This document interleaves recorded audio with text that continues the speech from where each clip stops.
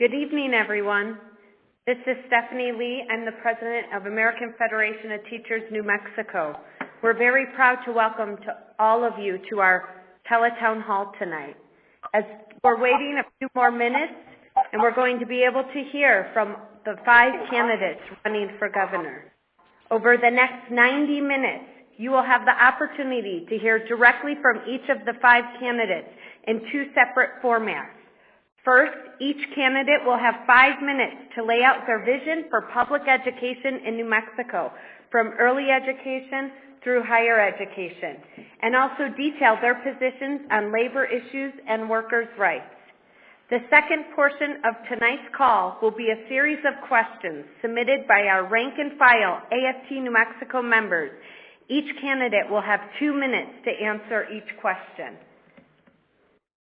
In addition to the dozens of questions already submitted from across the state, if you think of a question during the call, please email it to aftnmteletownhall@gmail.com. That is aftnmteletownhall@gmail.com. If there is time, we will try to work in these additional questions submitted via email.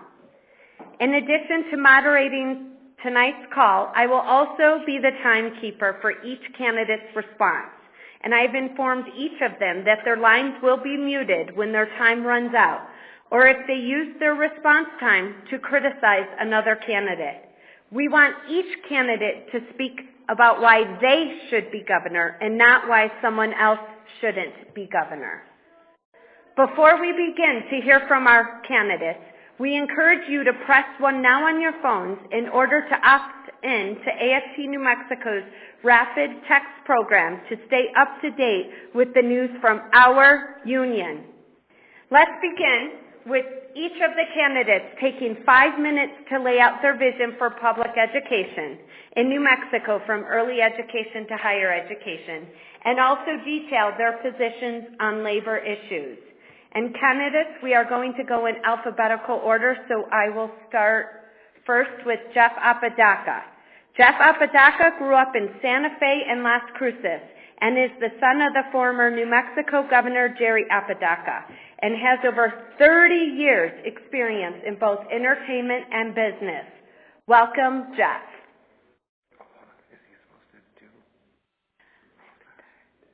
Thank you all for letting me be here tonight.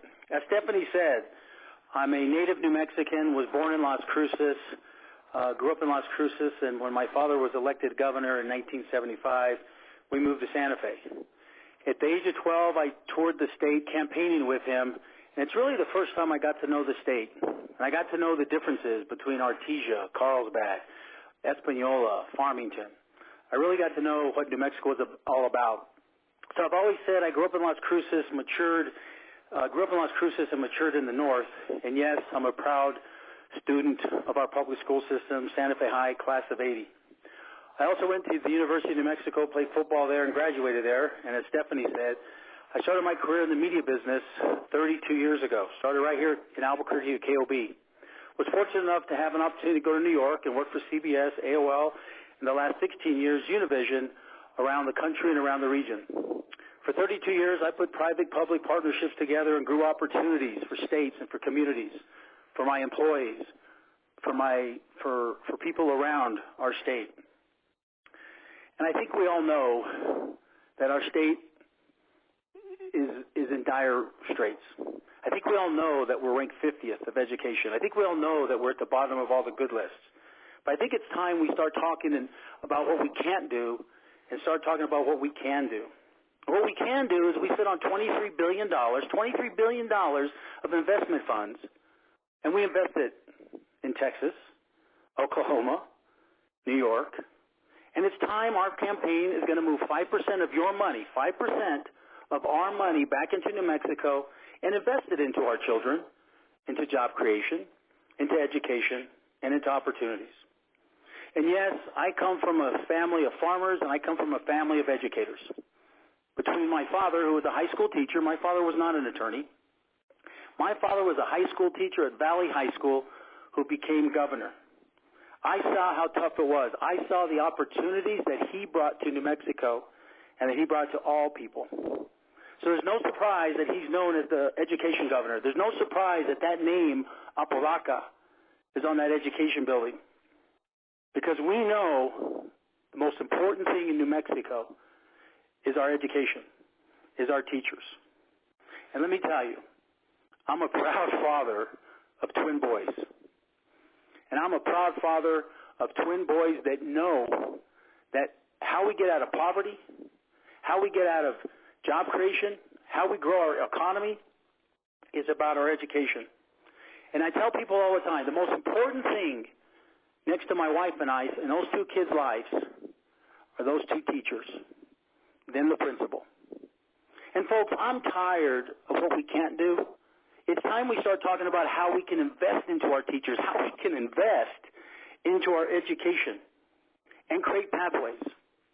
So what we're going to do is we're going to invest into early child development. We're going to invest into preschool. And yes, my father in 1975 started year-round kindergarten. But we have to fund early preschool for every child in New Mexico, but we also have to do early family intervention. We also have to invest into our kids, into our families. And yes, folks, we will pay for this because we can move 8%, PED's budget, we can move 8% of our money back into our state and stop spending it outside our state and move it back into our state, back into our communities, back into our schools, back into our classrooms. So as we invest into our education and early child development, we will create pathways for our kids. And we have to create opportunities for our kids, not only in early education, but in our high schools and our middle schools. So we have a plan to invest into our teachers. We're the lowest paid educators and support staff in the country. So we have a proposal that we're going to raise. We're going to move $225 million from PED back into the classroom and give teachers raises. And our plan is $43,000, $47,000, and $55,000 a year. So it's about investing to ourselves. It's about job creation. It's about education, and it's about creating a workforce that we can grow our small businesses, grow our own, and grow New Mexico. And that's what our campaign's about, turning New Mexico around for you and for our teachers. Thank you very much. Thank you, Jeff. Joseph Cervantes is next, and he is from Las Mesa, New Mexico, and has ties to both agriculture and the law community. He has been a member of New Mexico legislature for 24 years and is the leading voice on transparency and accountability. Welcome, Joe. Thank you, Stephanie, and let me tell all of your members what a great pleasure it has been to work with you over many years and to let them know what great representation they have here in Santa Fe. I'm speaking to you from Santa Fe tonight because we're working on our budget and working on our session. And I'm running for governor because over the years that I've been serving in both the House and the Senate, I've learned that the role of the governor is not only essential, but it is our greatest opportunity and our greatest hope to really turn around what New Mexico needs to have fixed. Jeff said it earlier, and of course we all know this because so many of you on this call are involved at all levels of government. We know New Mexico is not living up to its potential. And those of us that have served in the legislature have endured 8 years of, frankly, a great deal of dissatisfaction and treading in place, knowing that we can be so much more than we've held ourselves out to be. The fact of the matter is that the governor is an essential component of that relationship, and we don't have that kind of a working relationship.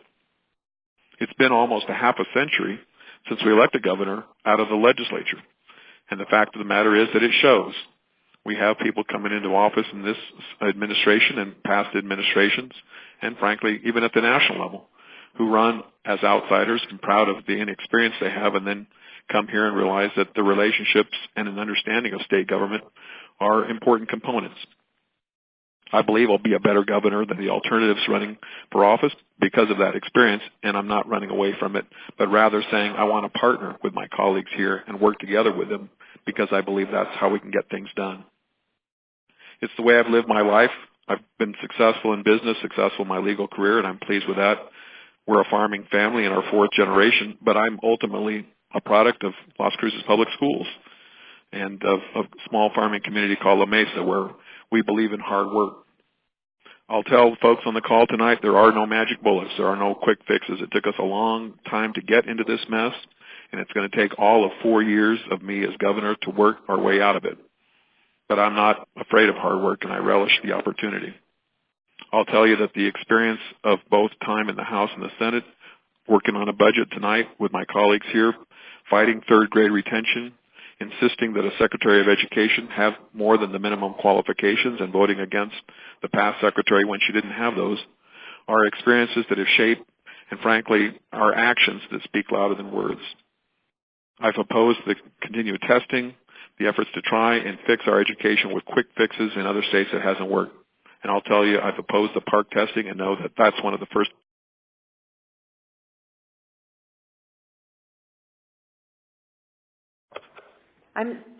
Joe, I'm sorry we have lost you. When he calls back in, then we will let him continue at his park. So he'll have a couple minutes left. He'll have 2 minutes when he calls back in to that. So then we're going to move on to the next person. That's what's great about these tele-town halls. Things happen and we have to be able to adjust. And so next will be Peter D. Benedictus.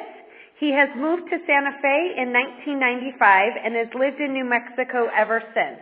He founded Peter D. and Company in 1999, which has provided education and drug prevention services to schools, counties, and state agencies across New Mexico. He has worked for 20 years teaching New Mexico youth about the false advertising used to promote alcohol and tobacco addiction. Welcome, Peter. Thank you. So my name is Peter D. Benedictus. I'm the true progressive Democrat in our race. I know my name's a mouthful, so the easy way to remember it is Peter D., P for progressive, D for Democrat. And I just want to tell you all, I'm having a fabulous day, and I hope you are too. I woke up this morning and enjoyed the eclipse, and then when 8 o'clock rolled around, I sent in my pledge to Nasty Women New Mexico, saying that I'm going to have equal gender representation and equal race representation in my cabinet, and now I get to spend my evening with you, so thank you all. And I have a warm spot in my heart for AFT. I lived in Guam for a decade, and I was a consultant there, political, and I ran a couple of elections for Marcia Hartsock, who was the head of AFT Guam, and we got her elected to the legislature twice. So I have a warm spot in my heart for AFT. Now, before I get into education issues, I want to talk about the big picture. The reason I'm a progressive is I do not take any corporate money, so I do not have to owe favors to any corporations. And this has really been a problem. The attack on unions and laborers over the last 40 years wasn't by accident. It was funded by all that corporate money. And then, of course, the concentration of wealth that's leading to poverty all around the country was the same thing. Let me give you an example. Last year in the Senate, when the Obamacare was being fought, we heard a lot of vocal opposition, and we won that by a vote. We protected Obamacare. But when the tax cut came up, the opposition kind of waned, and we lost that by a vote. And that's because too much corporate money was going to too many people, and they couldn't say no to that. And so now more money is going to be concentrated to wealthy people. It means more dark money is going to go to ALEC and all the things to kill the unions. The Koch brothers already pledged $400 million for this year's campaign cycle. And this is going to keep eroding us as long as we keep accepting corporations as a viable funding source for campaigns. That's why I don't take corporate money. Now, my union-specific issues are, first of all, there's no right to work. We're just going to kill that. That's not going to go anywhere. States that have right to work have lower wages, so that's just going to die. Also, any contractor that does business with the state must provide benefits equal to what state employees receive. You get state money, you need to have benefits extended to your population. I want to have paycheck transparency so that we can start to equal out wages between women and minorities. I want to ban forced arbitration so that we can't have the Fox News scandals and have that all hidden. And of course, I want to outlaw questions on past wages so that people have been discriminated against in the past will not have discrimination moving forward. Now, we need a funding source to fix education because every candidate here is making promises and we're all saying we're going to do fantastic things. But how many times have we been to the legislature and they play the poverty card? They just go, oh, we can't really fund any of this. And, you know, that keeps the promises from having some real oomph and some real meaning. And right now, like almost our entire education budget this year is dependent on oil and gas. And so that's like putting all our eggs in one basket. We saw how that crashed and burned last year.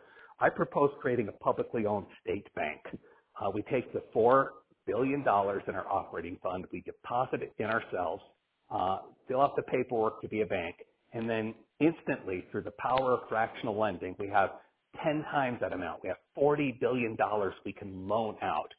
So that's $36 billion we just create in wealth. North Dakota's had a state bank for 100 years. They've never had a budget deficit. They've never had to lay off state employees because they borrow from themselves when they need to. Imagine if we made loans to schools and we gave them whatever it cost to put solar panels in. And then they paid us back at whatever their current power bill is. Doesn't cost the schools a dime. After 5 to 7 years, it's going to be the equivalent of having $100 to $200 per student per year more for the next 15 years. 30 seconds, we can do that. Peter. We can, thank you. We can fund infrastructure. We can actually start to make sure we've got funding streams for teacher salaries by having a publicly owned state bank. I'm going to get more into specific educational issues when it comes to our 2-minute period. Many blessings, everyone. Peter DiBenedettis, Progressive Democrat. Thank you, Peter. And great news, Joe is back on the phone. And sorry about that, Joe. So why don't, Joe, you continue talking. Let me just give a quick reminder for those who had just called on. Joe Cervantes is from La Mesa, New Mexico, and has ties to both agriculture and the law communities. He has been a member in the New Mexico legislature for 24 years and is the leading voice on transparency and accountability. Joe? Well, Stephanie, I haven't been here 24 years, but I would like to be. I'd like to have that additional experience, but I appreciate it. It's 17 years with 12 in the House and now 5 in the Senate. And as I was saying earlier, I think that experience will distinguish my candidacy, Joe Cervantes for governor, from the others, frankly, because I built those relationships that I think are essential to getting New Mexico to work right away.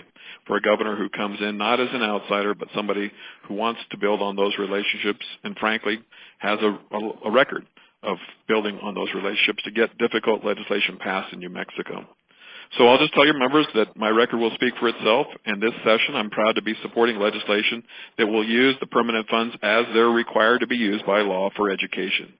The fact of the matter is we can't afford to be in lawsuits as a state fighting over the fact that we're not funding education. Although I support those lawsuits, that's not the best use of our energies. I won't be picking a Secretary of Education who we argue whether she meets the minimum qualifications, but I'll be appointing a secretary who we can all be proud of and get together behind. And ultimately, that's how we're going to solve our problems in education, is getting beyond the divisive and the acrimonious relationships that have stewed for the last 8 years and rebuilding a positive relationship.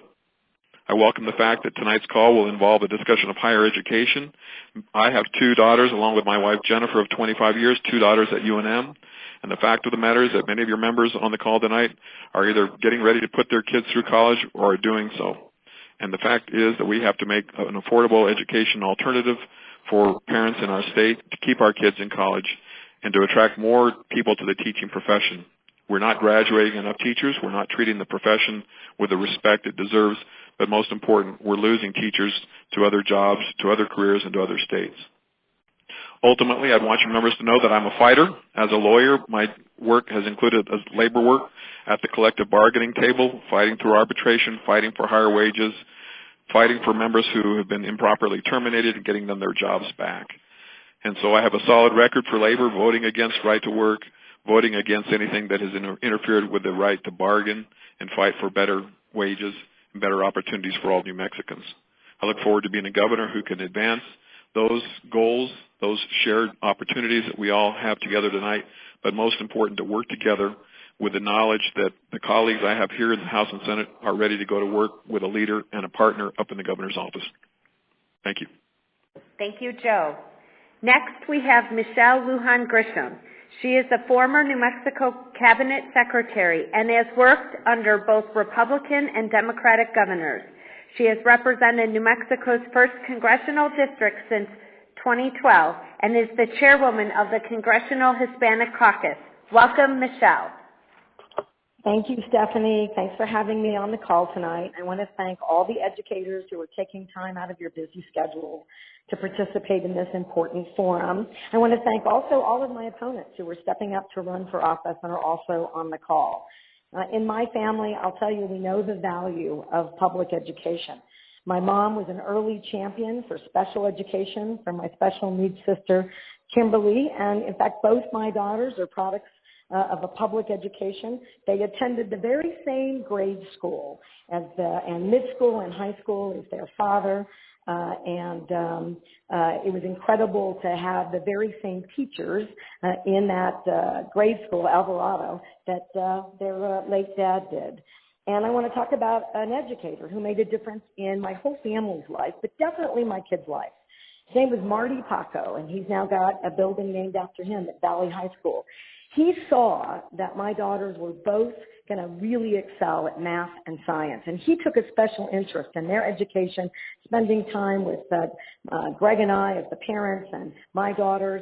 He got them both in the Valley Academy, got them enrolled in AP courses, made sure that they were getting dual credit for college, and ultimately my oldest daughter is in fact now a mechanical engineer because he was a partner in our family to make sure they got the most out of their public education. And we all know that how important those relationships and education are. And as the next governor of New Mexico, I hope, we need to coordinate just like that with all of the stakeholders, parents and you, the educators, leaders who are actually in the schools and classrooms every day to get education right in the state. And whether we're doing pre-K to higher ed, we know that we've been in a rut or stuck in the mud for the last 7 years. High stakes testing has limited our ability to actually teach. Teacher pay has regressed. You don't get professional development that educators need or deserve. And frankly, everybody in the public education system has been attacked and demonized for just trying to meet the needs of their students. When I'm governor, this all ends. New Mexico deserves a governor who really sees that partnering with public education and has a plan to do that will give us the tools we need to succeed. Now, here's just a couple of things that I want to work on. I want to recruit and retain quality educators by offering competitive wages, professional wages and professional work environments. We want an evaluation system that is fair, transparent. We want policies that treat teachers and paraprofessionals and educational assistants, everyone in public education, with the professionalism and respect that they deserve. The system needs to be supported, not punitive. We want to ensure more local control and decision-making by educators, school boards, and parents. We want our educators to have the right kind of professional development and collaborative planning time. I want to utilize student assessments and tools that provide families and educators the information that they need to assist all families like mine in improving educational outcomes. And we don't want and will do away with ineffective assessments like PARCC. We're going to reduce bureaucracy and unneeded state regulations so we can lower costs, more funding can be utilized by school districts, and then we can have initiatives implemented that we know directly impact the success of our students. We're going to work with our stakeholders. We're going to create career ladders for paraprofessionals that will help address teacher shortages and provide career advancement opportunities. We got to provide universal pre-K. We have to expand K to third grade learning opportunities if we're going to reduce our achievement gaps. And in fact, I believe that we have to adopt a community school approach to New Mexico's education.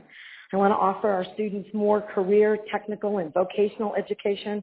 I want project-based learning. I want internships. I want apprenticeships.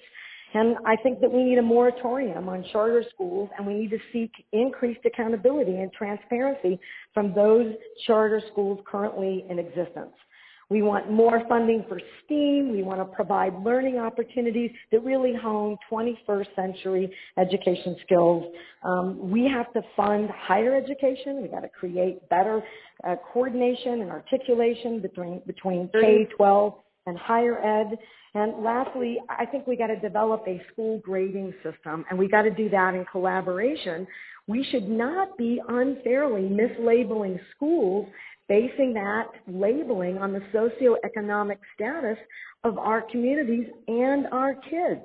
I think these proposals can all be a reality. What we'll end up with is a system, right, that educators are proud of, that they're part of, that families have invested in, and you get to do what you're calling it. Okay. Thank you. Sorry about that, Michelle. We have to stick to our time schedule. Next, we have Steve Pierce.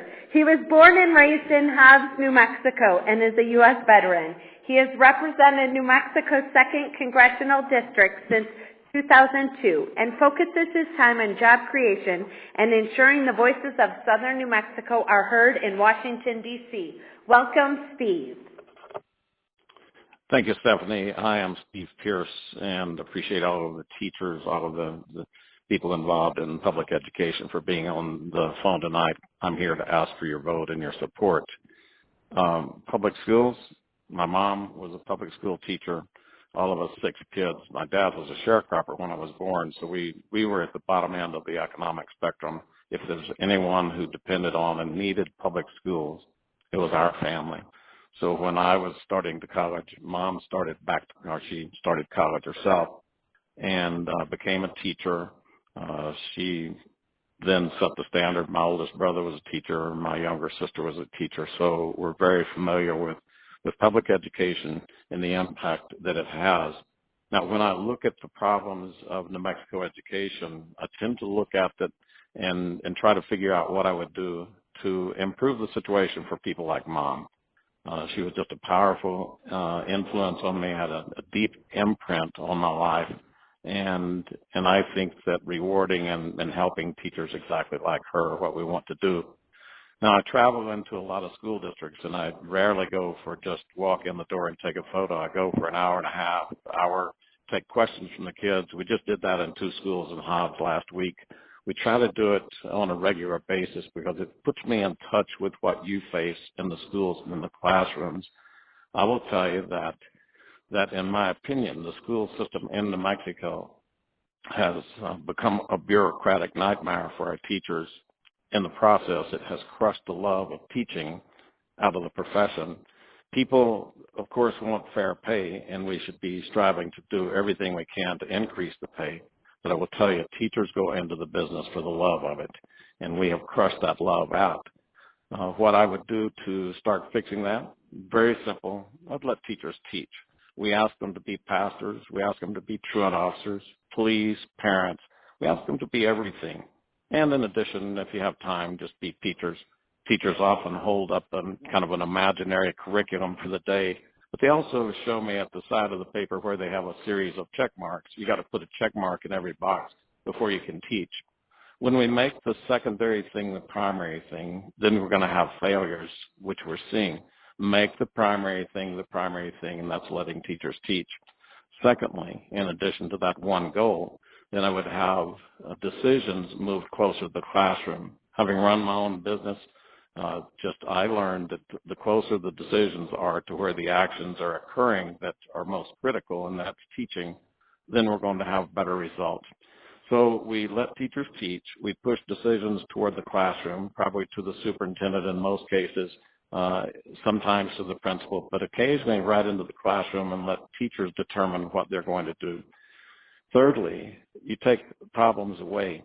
Good managers always simply they want to simplify. They want to let the people in the operation field, the operation being the teaching, just do their job, nothing else. Take away the problems so the problems move upstream to the principal. Those problems the principal can't handle move upstream to the superintendent, and likewise to the Secretary of Education, eventually the governor. I visit with a lot of teachers. I believe that if we were to double the pay, I still believe that the dismay over facing classrooms that are out of control, task loads that are beyond measure, still would be deep problems and would keep people from going and majoring in education. I think that we must have apprenticeship programs. If we will start treating the kids who are not going to college with the respect that they deserve, helping them find a pathway in life, I think we begin to lower the problems in the schools dramatically. The 4 things that I want to work on as governor: the economy, education, fighting poverty and crime. Probably the thing that will improve your performance in the classroom more than anything else is fighting poverty, helping people get back on their feet, earning the dignity, providing for their families, beginning to restore family structure and family order would cure a lot of problems that you face that we in my generation never even conceived of. Both parents in drug problems in a home, kids seeing things at the home they've never experienced, that we've never experienced. As far as the workers' rights, absolutely support your right to unionize, to organize. Okay. I don't consider myself to be an advocate or a fighter against unions. As far as right to work, the reality is that it would never pass through the House and the Senate, so it's not something I will push. If it came, I will be honest with you, I would sign it because the states that have right to work are really showing tremendous economic growth. But also, I look at the reality and say, let's focus on what we can do with what we have right now. I would appreciate your support as governor, and thank you very much. Thank you, all the candidates, for sharing your platforms. As we transition to the next part of the call, I would like to remind AFT New Mexico listeners to press 1 now to opt in to our rapid texting program and to also submit any additional questions for the candidates by emailing aftteletownhall@gmail.com. And on to the next portion of the call, which will be a series of questions that have been submitted by rank and file members from across the state. Each candidate will be given 2 minutes to respond. We will rotate the speaking order for each question. So our first question, we will start with Joseph, then it will go Peter, Michelle, Steve, and Jeff. So we're still doing alphabetical order, but we're starting with Joseph. And the question comes from Gino, who lives in Rio Rancho. He says, I'm very concerned about the recent Sandoval County ordinance that is attempting to institute right to work in our community. Would you sign or veto right to work at a state level? And do you think Sandoval County has the right to pass this ordinance? Joe, we'll start with you. Thank you, Gino, for the question. No, Sandoval County does not have that right, and I'm very confident that AFT and other groups behind them will organize themselves to fight that in court. I'm proud of the fact that I'm a lawyer, and I'm proud that I've made access available to people in the courts because that's where people fight for the rights. And the fact of the matter is we can't have every community, every county of this state deciding on their own locally whether they're going to be passing or not passing right-to-work legislation. So I'm confident that we already, frankly, have cases on point, already decided by the courts, that would disallow what Sandoval County is doing. And more than just my commitment to those of you on this call tonight, I'll tell you that I have routinely, for all of the 17 years I've been here, seen right-to-work legislation come in. It oftentimes comes to the committee that I sit on, Senate Judiciary and House Judiciary, and I've always voted against it.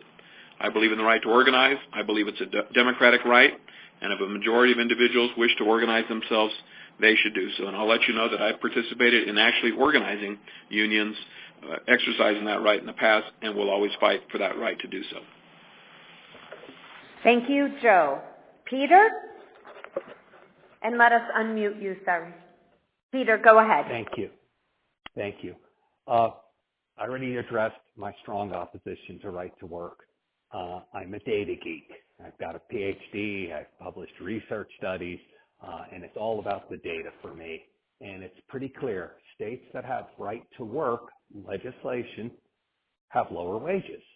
Now, they may have more robust economies if you count how much bankers and big corporations are showing profits, but that doesn't filter down to the rest of us that are struggling. So right to work is just off the table.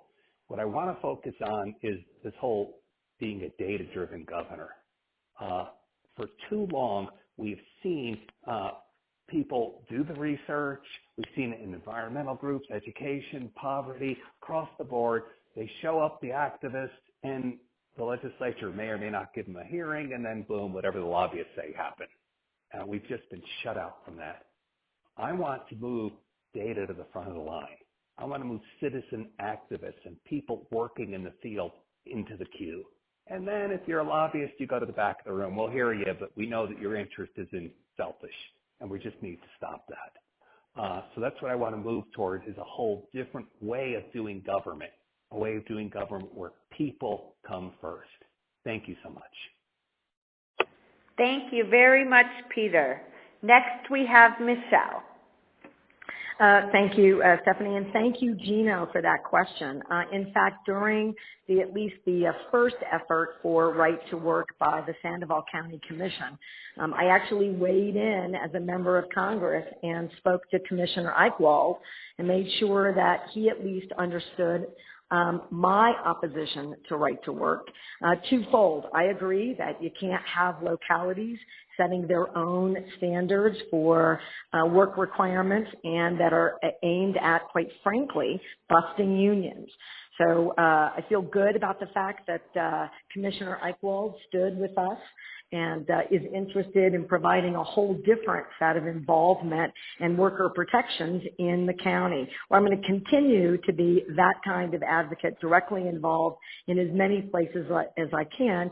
And whether it was my career in state government or my voting record as a member of Congress, that I have stood with labor, recognizing the value of protecting wages, protecting enhancement, protecting reforms, and making sure that labor is engaged in creating the best standard for workplace supports. And quite frankly, that agenda, whether it's leave, it's professional development, it's wages and salaries, it's a career ladder, those are the things that will have the greatest impact, not only on our economy, but quite frankly, on reforming education in a way that is driven by our public educators and the families that they serve. So I am opposed to Right to Work, and will always be opposed to Right to Work as governor. Thank you. Thank you, Michelle. Next, we have Steve, and you're on. Thank you, Gino. Appreciate the question. First of all, would I sign or veto? Again, it's a hypothetical question in New Mexico because I do not see that happening, and I don't see myself battling to make it happen. But if it came up, yes, I would sign it. It's not that I am interested in busting the unions or trying to subvert their rights. It's just a matter of fact that the economies where the Right to Work exists, they're growing at a very good pace, and I would probably assert that the jobs that moved from Washington State, that is Boeing, to South Carolina have resulted in a net increase in the pay to the people in South Carolina, not a decrease. Would, again, find myself working with the unions. I don't have any problem with that. The postal workers in the Southern District probably come to me as much as anyone else, and I'm almost always on their side because management in the Postal Service does some very odd things, and I feel like that I'm very good. Every issue that we've taken on, we've won when the postal workers are just trying to fight back against unreasonable things. As far as the right for Sandoval to process separately, actually there are court cases that have been carefully proven up, and I think Kentucky is the state most recently to kind of walk county by county through that. And so local counties who decide they want to bring manufacturing in or whatever, the courts have said they do have that right to do that. Again, that would not necessarily preclude the teachers from organizing or any other workers from organizing, and I would support that right. And obviously understand that there are circumstances where companies will not or cannot provide the sort of benefits, the sort of things that a union will fight to make. But in the long run, we're just all looking for better education and a growing, diversified economy. Thank you. Thank you, Steve. And last, Jeff, we have you. You're on. Gino, from Rio Rancho, I think that's a great question. I would veto anything that hit my desk for Right to Work. And in fact, I would have to disagree with the congressman. Right to Work states have not flourished. Those states have flourished because they've invested into education. They've invested into job creation. They've invested into themselves. That's why those states flourish. As a union member in high school doing construction, I believe in collective bargaining. I believe people have the right to organize. It has been part of my family, and that's what we'll do. I have a track record. When I moved back to New Mexico, a third of my employees here were making minimum wage. And I fought like heck for 2 years to make sure that my employees had a fair living wage. And when I left to run for governor, I'm proud to say there wasn't one employee within my media companies that were making under $12. And I still think that wasn't fair, but it's about paying people a living wage. In fact, the sad thing about it is within our state, for a county to have to break off and try and bring right to work, that goes to show you the lack of leadership and the lack of collaboration. And as your governor, what I will do is I will work with our unions. I've already talked to them about rolling their apprentice programs back into our high schools and create pathways for our kids so they can have opportunities within the trade skills, opportunities within school, teaching. So that's what we need to do. So as your governor, I would veto right to work, and I believe everybody has the opportunity, the right to organize, and collective bargaining is a huge, huge importance to our state, to our teachers, and to our unions. Thank you, Jeff. Okay, our next question, the order will go Peter, Michelle, Steve, Jeff, and Joseph.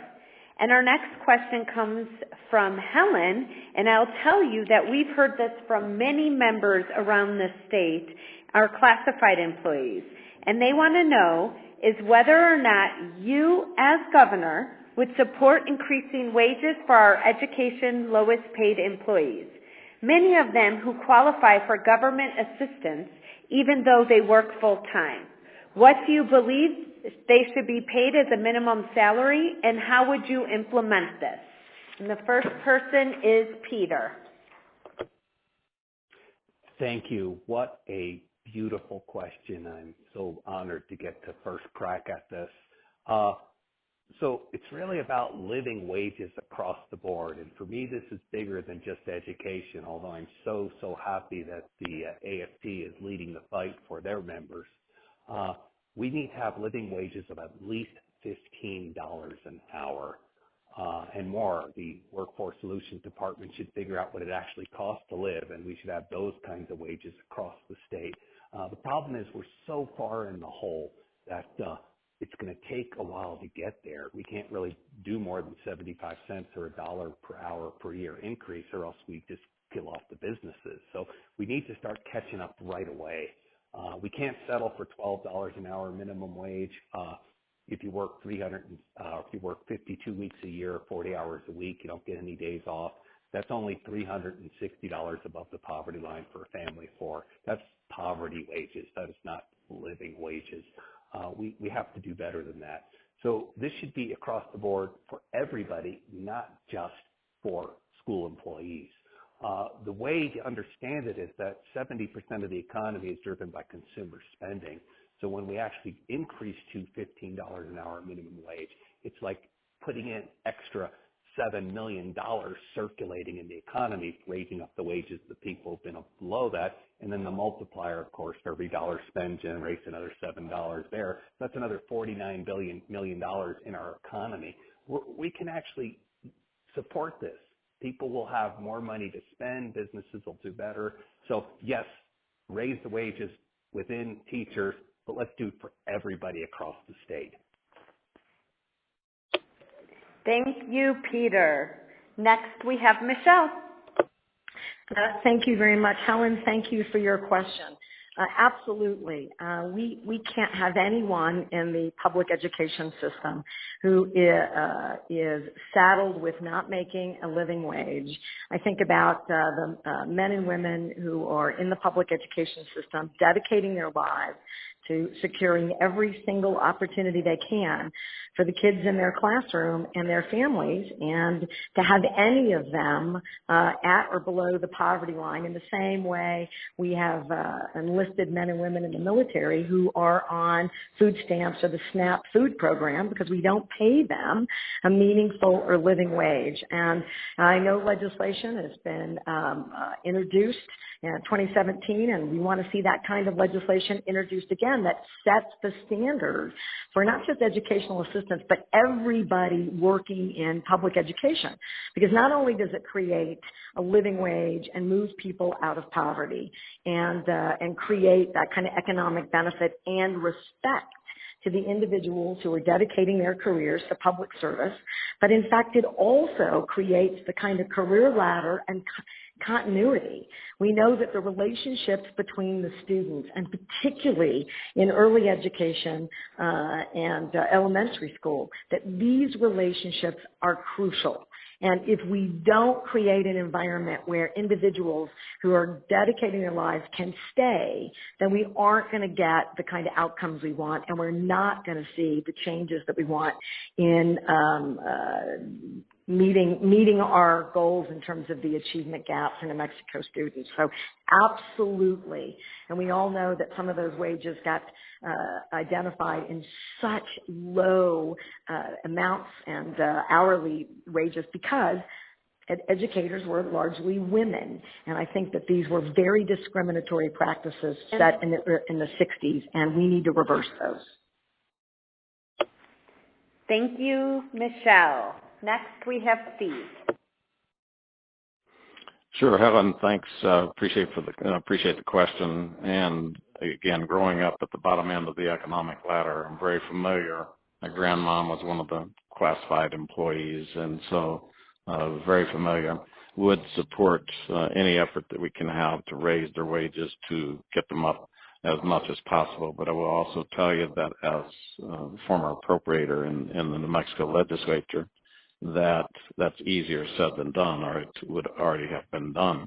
That points to the need for us to grow and diversify the economy. One of the great weaknesses in funding education in New Mexico is that about 30 to 35% of our teacher pay, everything in education, comes from the oil and gas industry. While I support the oil and gas industry, it's also very volatile. At the beginning of the week, it can be high. By the end of the week, low. It's just not a way to run schools. So would support the oil and gas industry, but also look to diversify our economy and have a lot of plans for that. As a business guy, I can just see the opportunities for jobs in New Mexico. But those jobs need to be filled, which then again points us to the apprenticeship programs and saying we've got to start training the young people who are not going to go to college in order to get there. Probably one of the biggest issues that we need to face is money that kind of slips out of the system. So 53%, 57%, according to an Albuquerque Journal article last year, it goes to teachers. The rest goes outside the classrooms. Anytime you have 43% for administrative costs, you've got problems in the system. So it would take just very deep audit looks at our education system, see where the leakages are occurring from. But the money that we save should be put back into teachers or the classified employees. One of the most important things probably in the overall budget is the number of on Medicaid. If you're able-bodied without kids, I would have a work requirement to start freeing up funds to put into education. So thank you again, Helen. Appreciate the call. Thank you, Steve. Jeff? Well, Helen, thank you for the question. I want to go back to what I said earlier in my statement. I have 2 children that are 9. I'm living with teachers today. As I said, the 2 most important people in my kid's life besides me and my wife are those 2 teachers. But more importantly, the classified employees. I actually was a boys clubber. I was actually a counselor.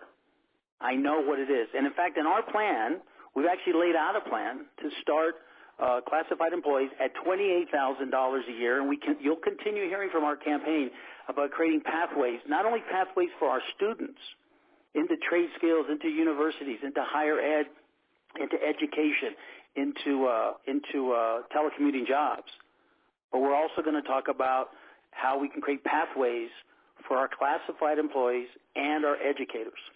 And we have a plan that's already going to start those positions at $28,000. And yes, it's time we implement a 3% increase in living wages every year for every state and for every classified and educator.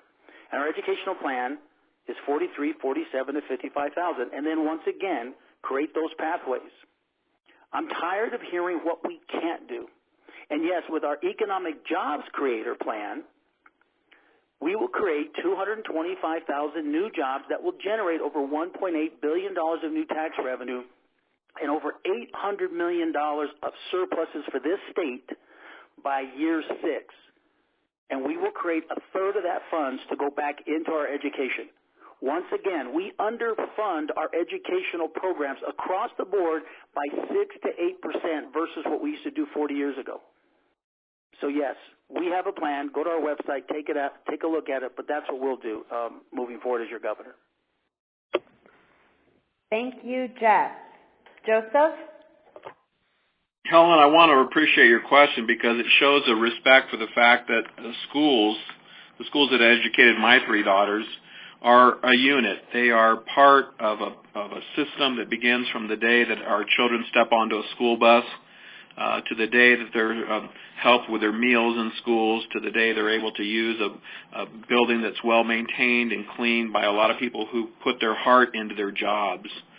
And our children see those jobs, and they see those people, and they form bonds with those people. And those people that work in our schools are classified employees, and everybody that are part of that system and that unit are critical to the education of our children. They show our children to respect all people, and part of that respect means paying them a wage that is representative of the value that we put in our institutions, our schools. I've got to tell you that our children learn from our experiences and the way we treat all people at our schools, and that means, again, being part of something more than just recognizing the salary and the importance of the salaries that we pay teachers. The fact of the matter is that we don't pay in New Mexico, and we don't generate in Santa Fe the revenue for the type of state that we deserve and that our children deserve in our schools, and that you and others participate in that program deserve as well, too. Too many of you that are involved with our public schools are having to carry too many jobs during the summers, jobs in the evenings. You're exhausted and you're trying hard to make ends meet for your own families, and that's not the kind of individuals, the kind of workers, the kind of employees that we need to have with our schools, people that are having to struggle to make their own ends meet, to provide college for their own children. We've got to provide the wages that are going to give them the type of support and respect that we show for all of them. And I'll tell you that I've been there when we had to get close to striking for a fair wage in Las Cruces against the Las Cruces Public Schools. I was there with Stephanie and other representatives of the union to try and fight for those wages. I was there to picket with them the night before we were ready to go, and I'll continue to put that same fight that I put into my law practice and in my life on behalf of every employee, from the custodians to the lunch, to the meal providers, to the bus drivers, and anyone else part of our unit, which is our schools. Thank you, Joseph. Our third question, and we'll start with Michelle and then continue down. It is from Veronica, who works in Albuquerque Public Schools, and her question is, it is clear that there is a great need for highly qualified educators in New Mexico. What will you do to both attract highly qualified new teachers, and what will you do to retain both the new teachers as well as those who are already here in the New Mexico system? And we will start with Michelle. Thank you, Veronica. I appreciate very much your question. So in my opening remarks, I really tried to hit what I think are the pillars of not just recruitment, but retaining educators. And absolutely, it starts with having respectable pay and a career opportunity, investing in professional development, having a relationship with higher education, and in fact, K through 12, so that we're creating a pipeline for the future and partnering. And I also think that we need to really be excited about, and I'm engaged in, creating a community school model. Now, these models create all kinds of both incentives and supports for educators so that they are having every single opportunity to succeed, but they get the resources and tools from a whole lot of other partners. You have collaborators in the community, you have foundations, you have businesses, you have families. I see an environment where we would have school-based health centers so that we're creating the kind of operational opportunities so that you can succeed in the classroom. We know that the number one issue actually isn't salary, but we want to provide respectable salaries. But in fact, if you're respected in that environment and there's an opportunity for you to dedicate and identify what kind of environment, what kind of classroom, what kind of support, and if you know that in a community school that we're creating investments so that these kids and their families who are at the poverty level, who are struggling, also have access not only to school-based health centers, but to child care centers and early education, then it creates an environment where you're actually seeing your students succeed. And a lot of that worry comes off your shoulders about whether or not that child's going to have a meal for the day, or whether or not that child's going to have going to be neglected, whether or not that child can go home and have the kind of support for homework that you need. All of that, if we change that environment, then we can create the kinds of Sorry about that, Michelle. Next, we have Steve. Thanks, Veronica. Again, I think you probably have really got the discussion right where it needs to be. The ability to hire, to retain highly qualified new teachers and hold the ones you've got in the system. Dr. Cleveland in Rio Rancho said that across New Mexico, 50% of the certified teachers refuse to teach anymore. Sometimes it's pay, but I think more than that, it's the situation in the classroom. So what we would do to attract and retain, we'd take a very close look at the testing regimen that goes on right now. I'm not a fan of the PARCC test. I would look to the teachers to tell me how we can get a measure that is transferable between schools. I think our evaluation system, again, just feels like it is a punishment tool rather than being something to evaluate. So that needs reworking completely. I would give teachers much more control of their classroom. Right now, I'm told that teachers have to watch and stand by while individual students break doors, break desks. The rest of the students huddle over in the classroom. When you've got that sort of a problem going on, there's no education happening. I would have specialists that we bring in. You take the problems outside the classroom, let the teacher simply stay in the classroom to teach, and the specialist handles those things that right now the teachers get rated down for because they don't know how to deal with them, they're not trained for them, and they didn't sign up for that. Finally, I think that making PED not a compliance organization but a resource. That is, they should have specialists who are regionally located that can come in and help in very difficult circumstances.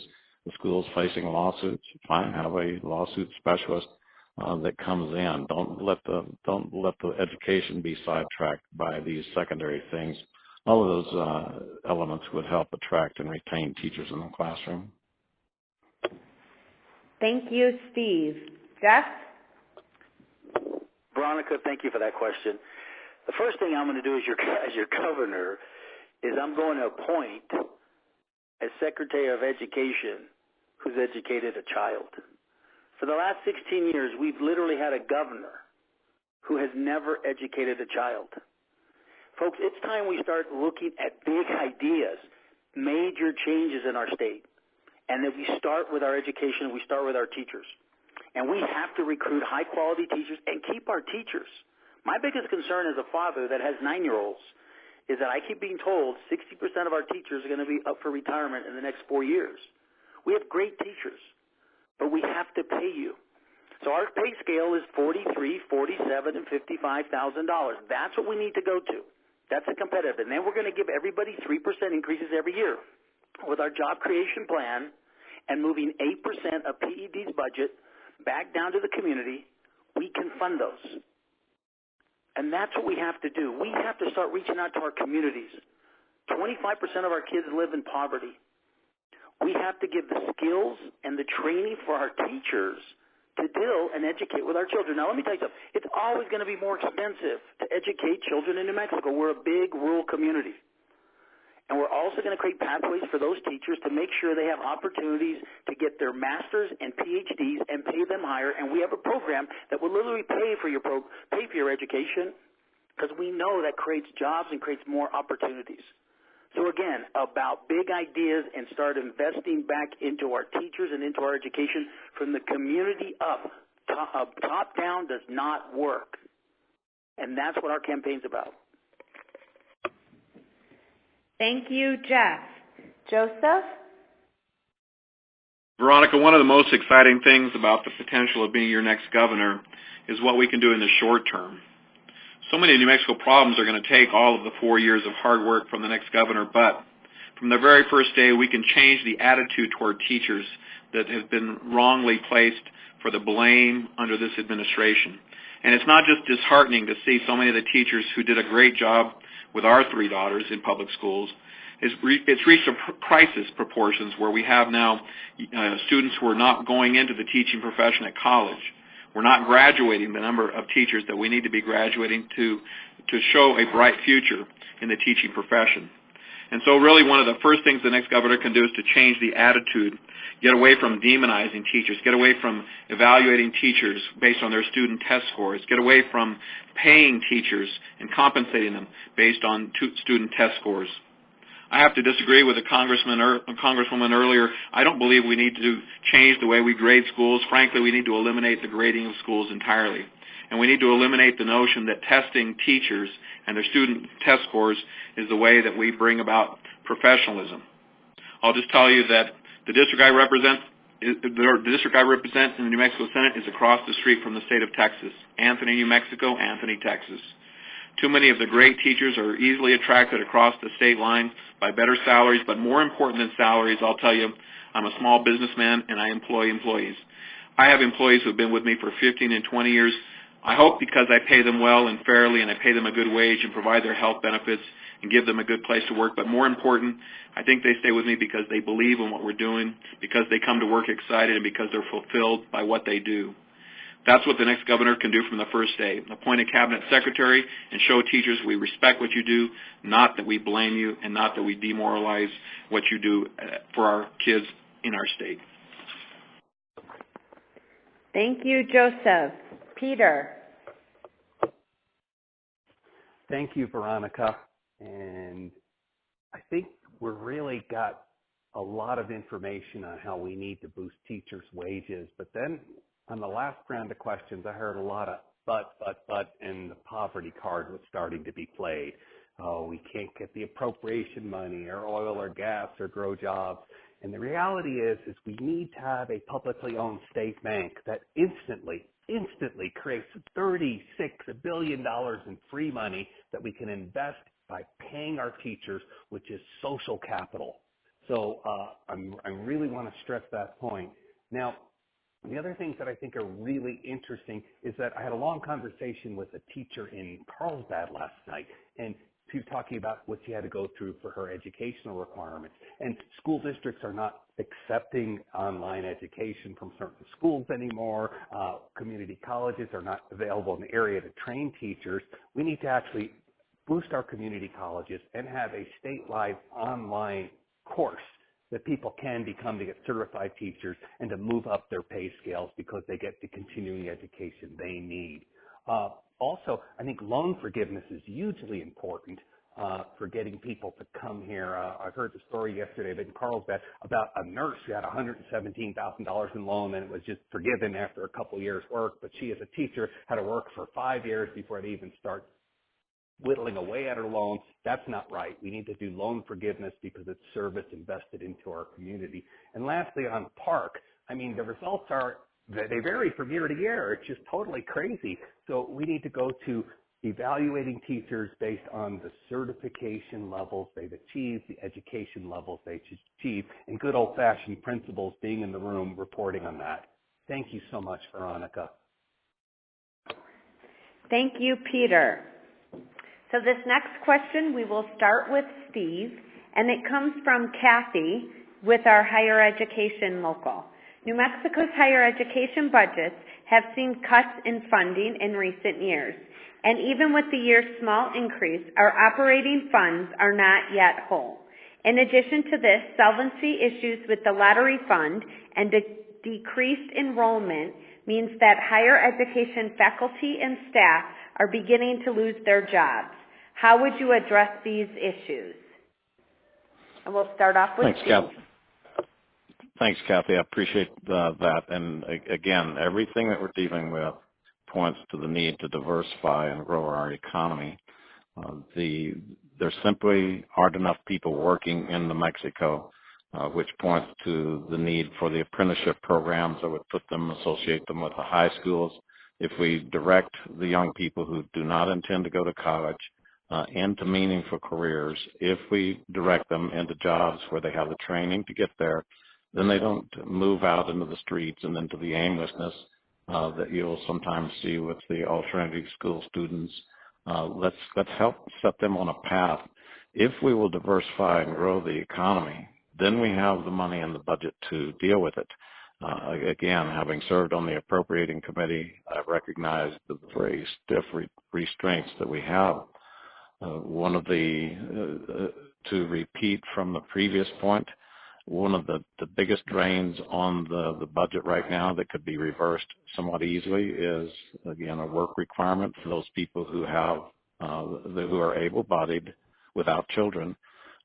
Nationwide, that's almost 40% of the population that's receiving benefits.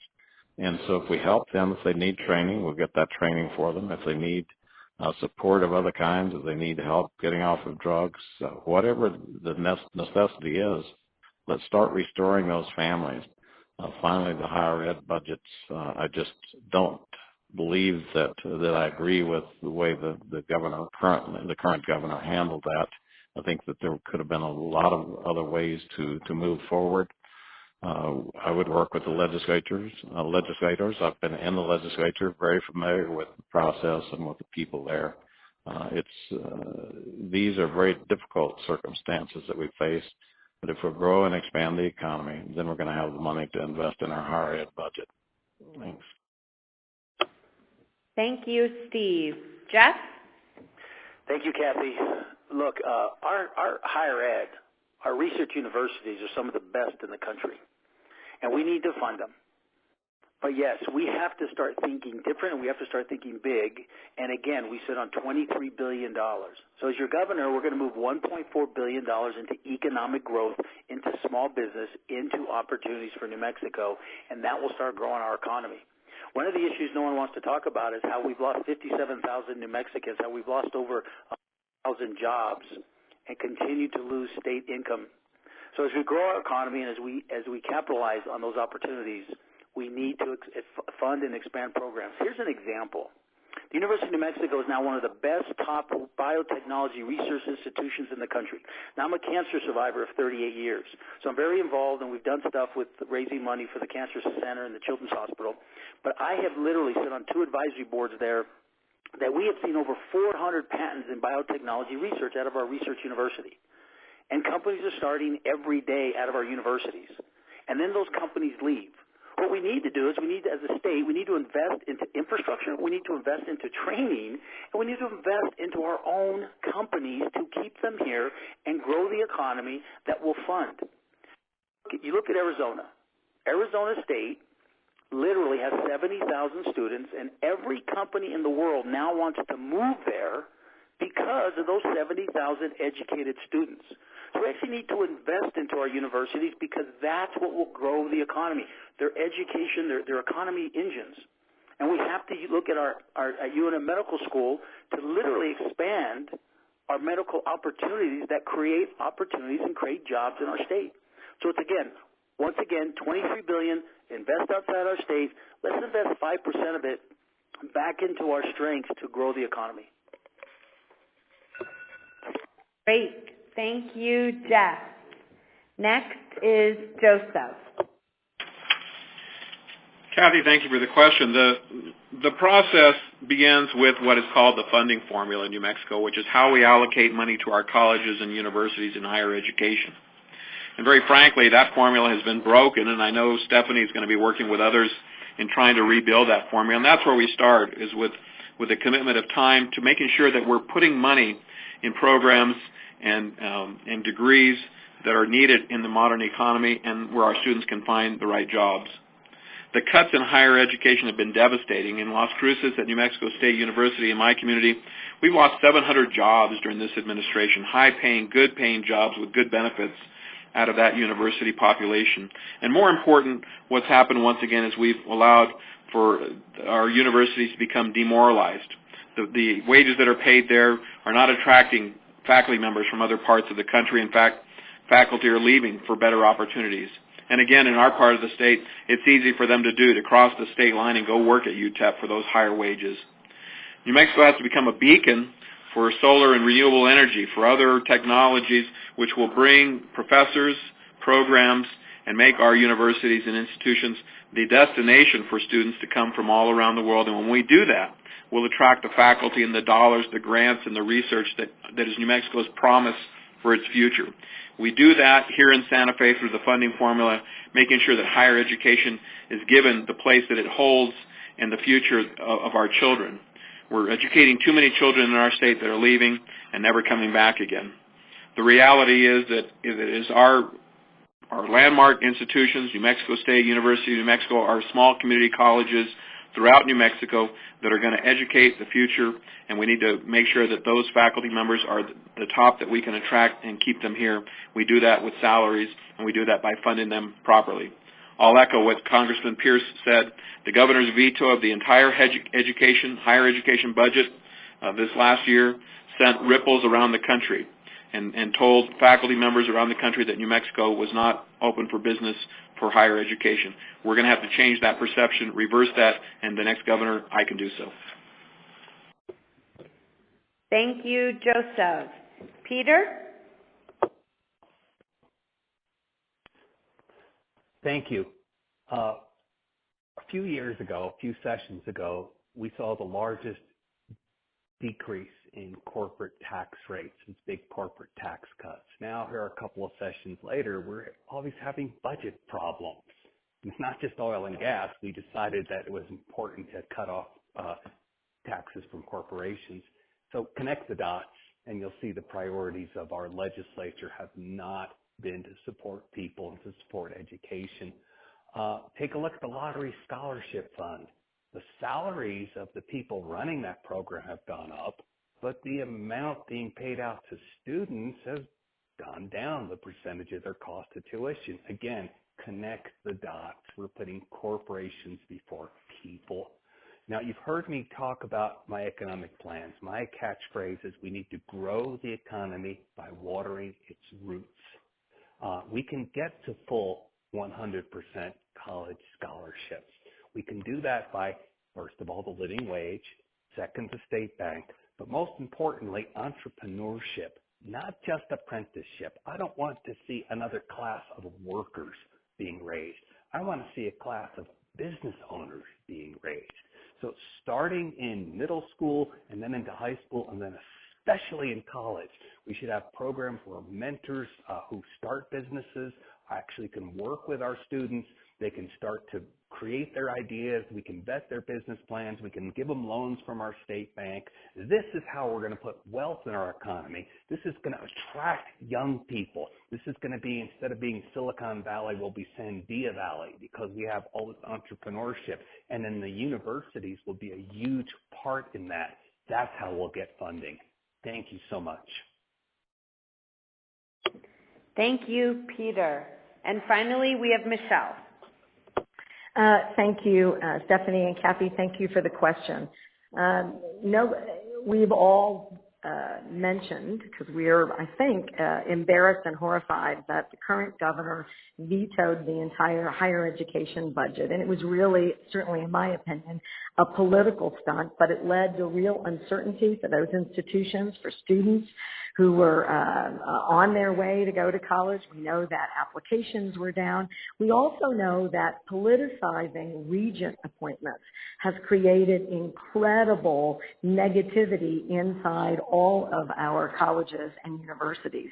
And that's something, as governor, we've got to give the independent supportive structure back to these universities.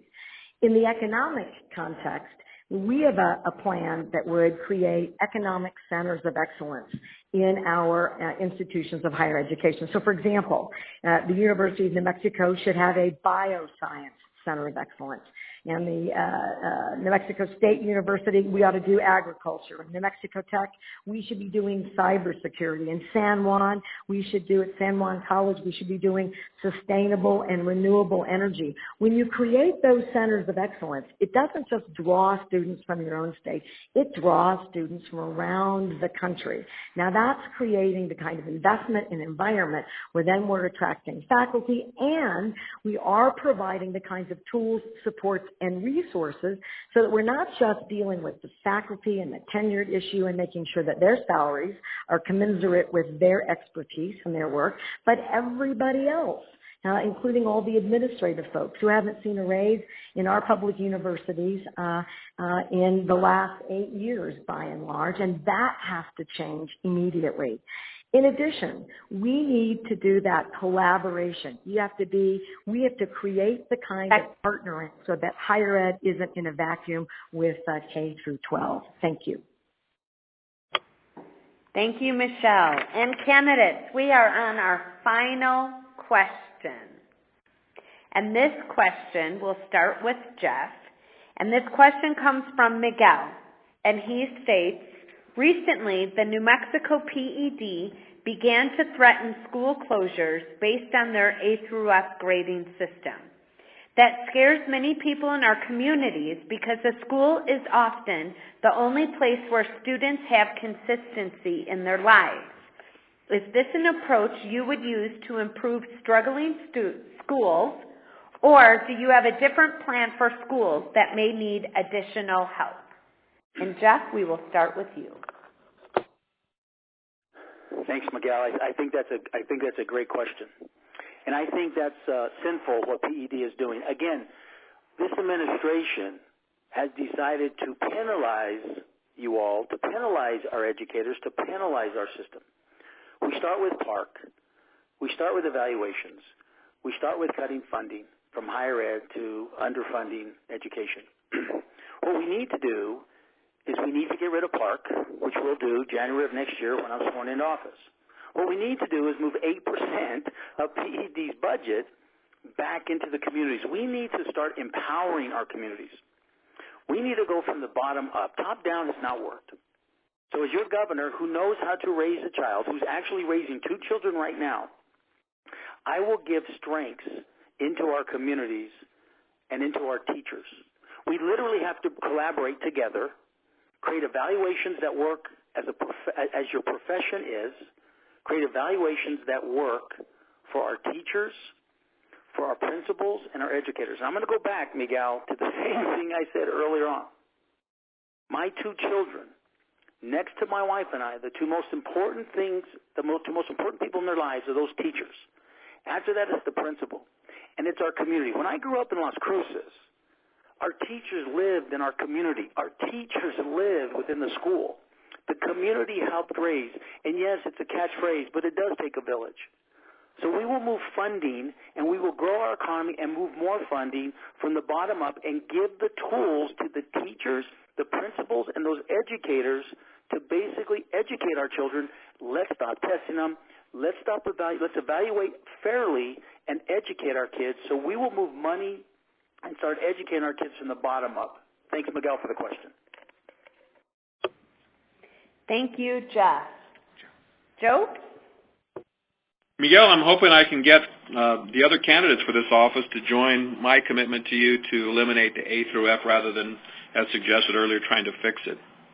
The fact of the matter is that the A through F grading used as a basis for closing schools is just as deplorable as using A through F for grading teachers and for evaluating students. The fact of the matter is that only a handful of people purport to even understand how the grading system works, and very candidly, as Stephanie and others on this call know well, in the courtroom it's been clear that even those who purport to have an understanding of how schools are graded don't really have an objective way of doing so. So to rely upon that grading system to close schools, I think, is completely misguided and should be rejected by all of us and fought as a community. The fact of the matter is that the A through F grading system was intended, or at least was sold, with the idea that it would encourage parents to demand more from their schools and expect more from the schools that had lower grades, or that would involve the greater investment of resources into those schools. But what your question understands is that in this case, PED is not talking about better resources, not greater re-engagement of parents, not in creating community schools, but rather taking schools that grade poorly on whatever system they've devised and then closing those schools down. The fact of the matter is that a lot of the agenda in public education during this administration has been intended to do different things, to undermine public education, to undermine unions, and in this case to close down schools rather than trying to fix them and embrace the challenge. I want to be a different kind of governor. And so you have my commitment not to be using these fictitious grading and evaluation systems for teachers, schools as an excuse to close schools or undervalue teachers or penalize students or, frankly, to dishearten their parents. Thank you, Joseph. Peter. Miguel, you hit the nail on the head. Schools are a community center. It's a rallying point, and especially in poorer communities with not a lot of resources, the school is the place that people gather, where kids get fed, where learning takes place. The A to F system, you got to look at the bigger picture. It's not just grading them and shutting down the school. There's a strategic effort to take public money away from education and give it to charter, private, voucher schools so that people can make money off our kids. They treat them as consumers and profit, not as education. The more they can say, oh, it's a lousy school, let's shut you down, then the more excuse there is to say, oh, we need charters, we need vouchers to have alternatives. The reality is that 70% of the charter schools in this country right now are owned by corporate chains, and almost all of them use wacky right-wing curriculum or religious-based curriculum, which is totally against the idea of what public education should be and keeping church and state separate. So, you know, we got to get rid of the A through F system. That's what we absolutely must do. And we need to give more resources to schools that need that help. This is why I'm a big advocate of early childhood education. We must take 1% of the land grant trust fund. Poverty in our state is generational. Kids who do not ready for school, if they're below the poverty line, only about 40%, 48% of them are ready. But if they're above the poverty line, it climbs to almost 80% are ready. So we need to give more resources to schools like that. Early childhood education, programs to get kids on track, programs to do outreach with parents and community members. That's how we build our state. So thank you, Miguel, for calling attention to this question. Thank you, Peter. Michelle? Thank you very much, Miguel. So in my opening statement, I talked about the need to make sure that as we evaluate schools or grade schools, the current A to F system is not only flawed, I would agree with the earlier statements that it was intended to really penalize or punish schools that are in poor neighborhoods or have the majority of their students with serious socioeconomic challenges.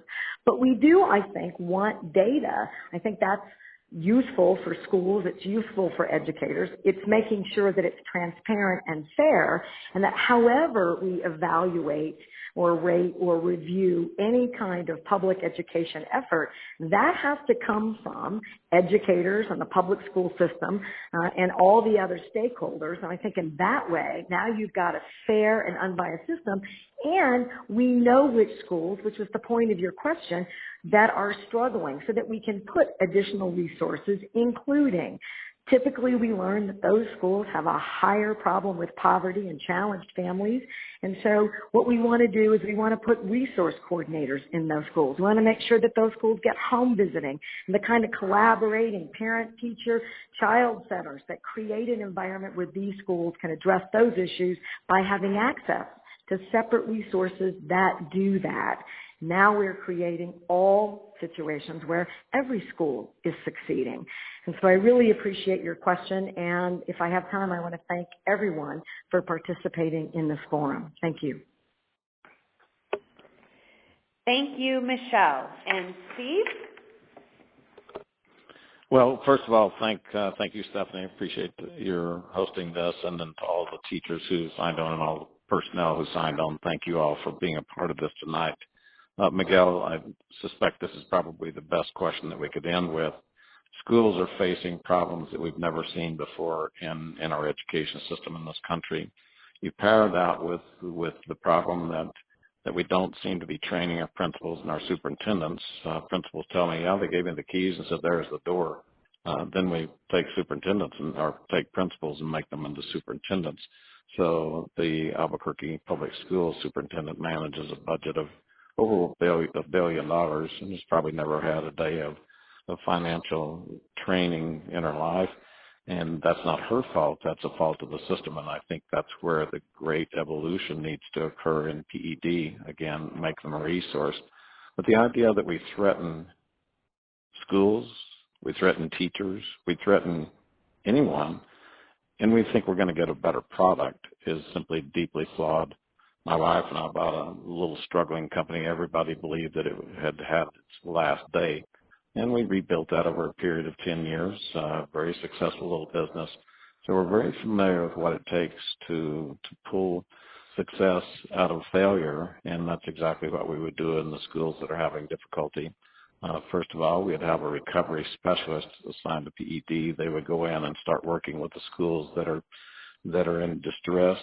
If we need more training or different superintendents, I generally believe that's where the effort should lie.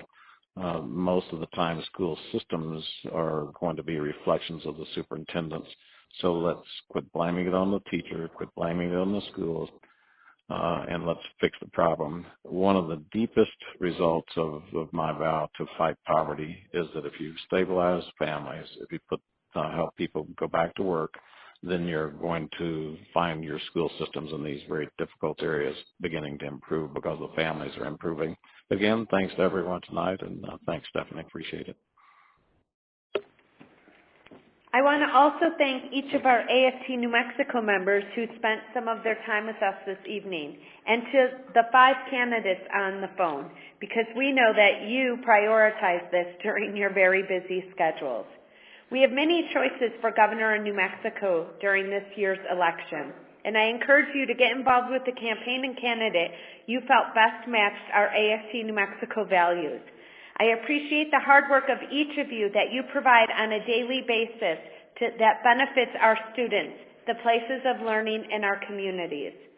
At the conclusion of this call, we encourage you to stay on the line to be able to give immediate feedback about the conversation we just had. We look forward to hearing from each of you, so please make sure to stay on the line to give feedback.